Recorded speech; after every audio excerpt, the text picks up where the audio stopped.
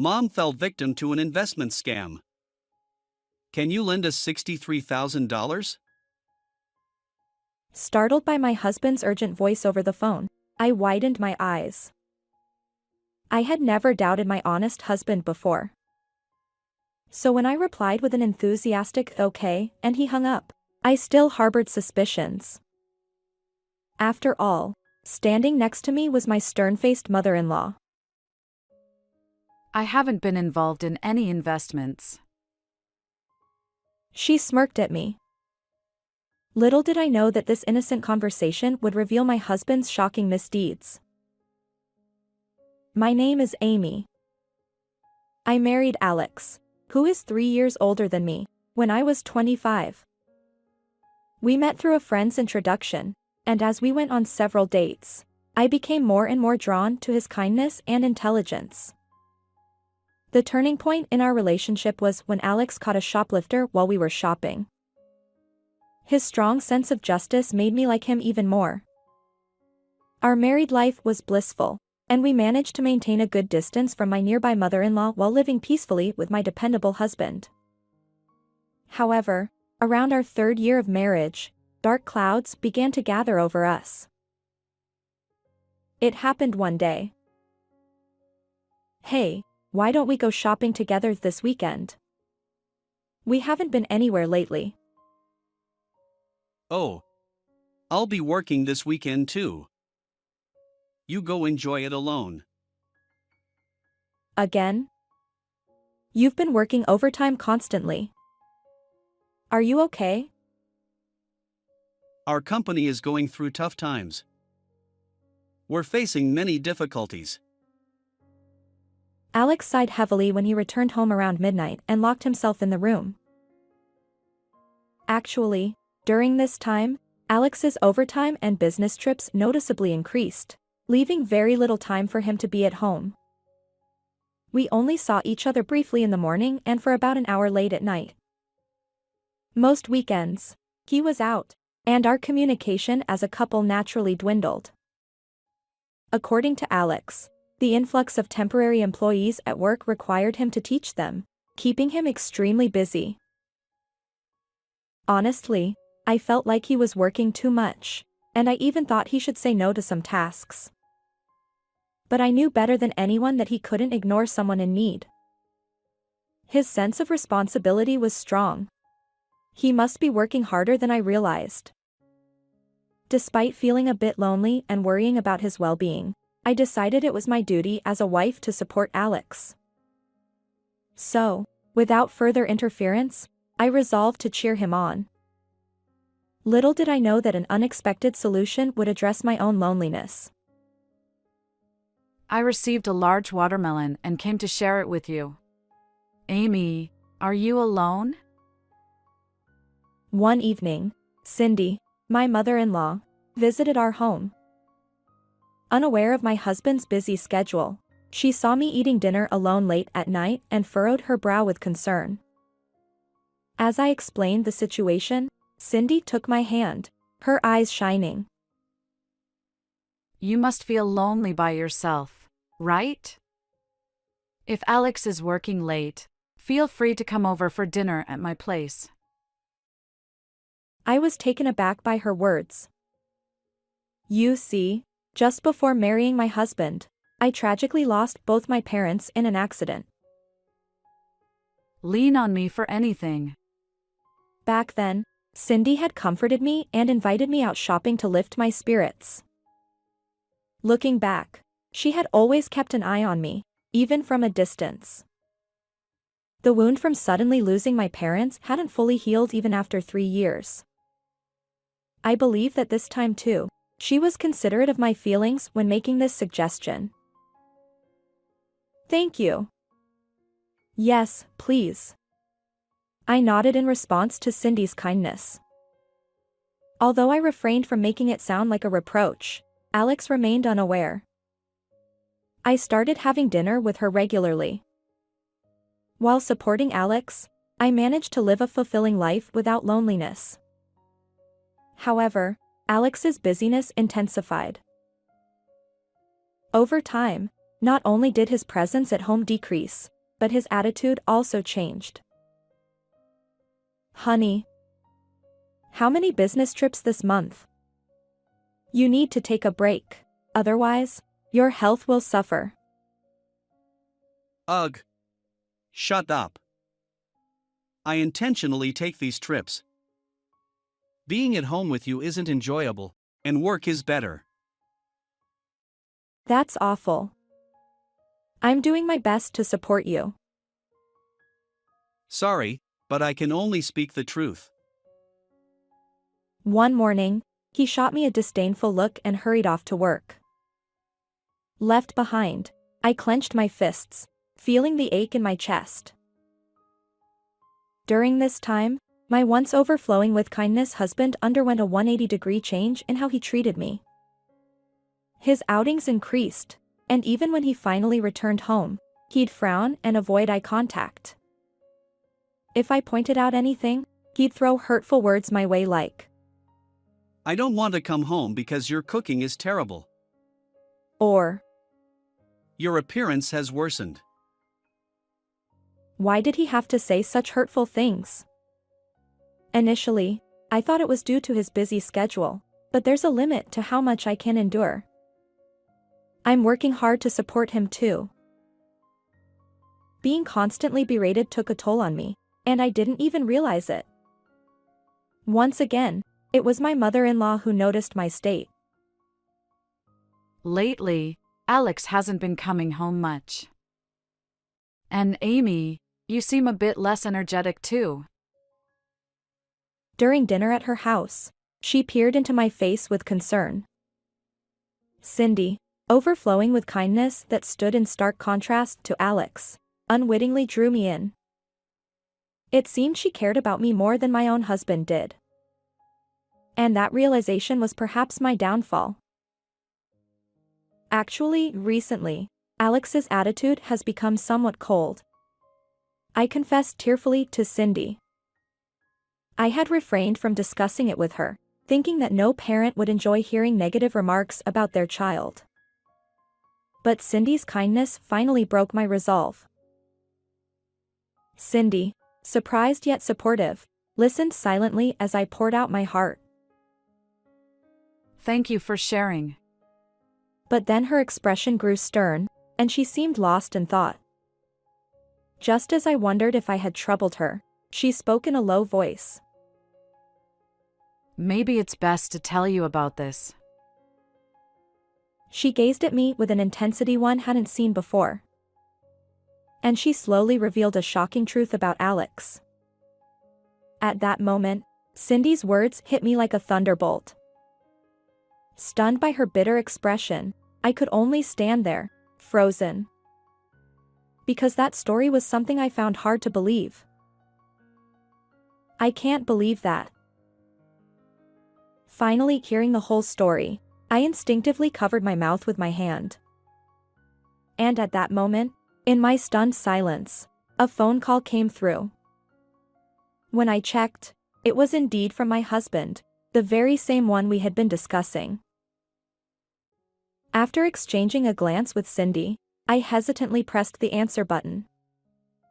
And then, Amy, it's urgent. Mom fell victim to an investment scam. Please, lend me the $63,000 from your parents' inheritance. to my surprise, Alex's voice sounded desperate on the other end of the line. I quickly looked back at Cindy. Despite never doubting my husband's strong sense of justice, this time was different. Why? Because Cindy, standing right next to me, had shared a certain revelation about Alex. And in the next moment, she leaned in and whispered to me. That's quite a situation. Okay, understood. I nodded as Cindy suggested, and on the other end of the call, I heard a relieved voice. Thank you. I'm saved. Really appreciate it. Just to clarify, the bank won't be open until Monday. Is it acceptable to prepare cash 3 days later? Yeah, that works. Mom will be happy too. After Alex hung up, I felt my affection for him rapidly wane. My husband I thought was strong, responsible, and full of justice turned out to be a complete sham. This phone call had proven that. I haven't been involved in any investments. Cindy sighed, looking exasperated. But then she raised her thumb and gave me a sly smile. Since Alex hurt you, let's turn the tables on him this time. With a steely glint of anger in her eyes, Cindy's words left me nodding in agreement. And on Monday, it finally arrived. Alex must have been truly desperate. Despite rarely coming home on time, that day he rushed back in the evening. I'm back. Amy, do you have the money ready? Welcome home. If it's money you need, it's in this paper bag. Thank you. I'll definitely pay you back. Perhaps he was extremely anxious, as he snatched the paper bag from me without even listening to the full conversation. Throughout the weekend, he'd been restless and unsettled at home. Most likely, he eagerly awaited the moment when I would withdraw the substantial sum of $63,000. However, this money was a precious inheritance from my parents. No matter how much he was my husband, I couldn't simply hand over something so valuable. Hey! What's this? Soon enough, Alex's scream echoed through the living room. And from the paper bag he dropped, a cascade of newspaper scraps spilled out, not banknotes. As I maintained my silence, Alex glared at me with bloodshot eyes. What the hell is this? Just worthless pieces of paper. Are you mocking me? That's my line. It's obvious Cindy fell victim to an investment scam. It's a lie. Huh? Mom is in debt and struggling. Even though we're family. Don't you want to help? Desperately ranting, Alex's attempt to grab me made me burst into laughter. Unbeknownst to him, I knew about all his misdeeds. His attempt to appeal to my emotions was downright comical. Seeing me laugh, he reddened with anger. What's so funny? Spit it out. And just as he lunged toward me, Who's struggling with debt? the living room door swung open, revealing a furious Cindy. Alex's eyes widened in shock. Mom! Why are you here? You might not know this, but Cindy has been very kind to me. Even during that phone call, we were together. Ignoring Alex's stammering retreat, I exchanged a knowing glance with Cindy and grinned. A few days earlier, before that phone call from him, Cindy had revealed something to me. It turns out that Alex had a history of being an incorrigible liar. As a child, he deceived friends, stole comics and expensive toys, and in high school, he smoothly swindled money. There were even run-ins with the police, not just once or twice. Despite that, by the time he graduated from college, Alex seemed to have mellowed out. As a working adult, he hadn't caused any major problems, and Cindy believed his lying days were behind him. But hearing my account, she wondered if perhaps his bad habits hadn't truly disappeared. After that phone call, I'm convinced my suspicions were correct. I asked Amy to help, and today, we're going to teach you a lesson. I mean, it's not really a lie. His bravado vanished, and Alex visibly flinched as I stepped closer. I even checked with your company. Your business trip was a lie, right? And I discreetly checked your phone too. Finally realizing he was caught, Alex's face turned pale. Unbeknownst to him, I'd thoroughly investigated him for days, determined to deliver consequences.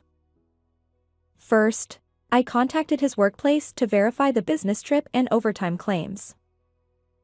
It turned out he wasn't working. Far from it. Not only did he return home promptly, but there was no record of any temp worker either. Why are you meddling like this? Because you're the one lying, aren't you? By the way, I have detailed records of your interactions with that woman. With a firm voice, I brushed aside his feeble protests, and Alex began trembling. As it turns out, when I secretly checked his phone, I discovered extensive exchanges with a woman from a bar. Apparently, Alex had fallen for this young woman during a casual encounter. Their relationship took a dark turn, and he lavished her with gifts daily, resulting in a staggering debt of $63,000.